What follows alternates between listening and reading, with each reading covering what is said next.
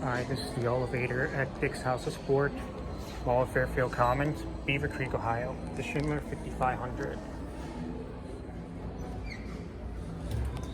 Alright, let's see.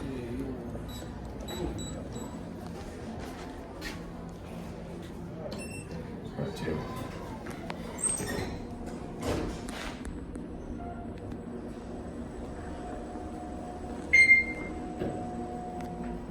Here, two. One.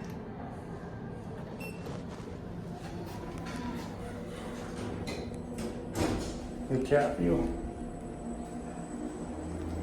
Pretty cool elevator.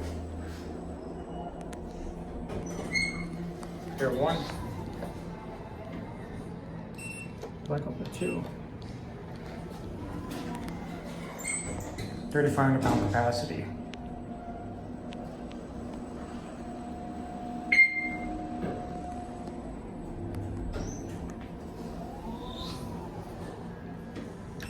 So one.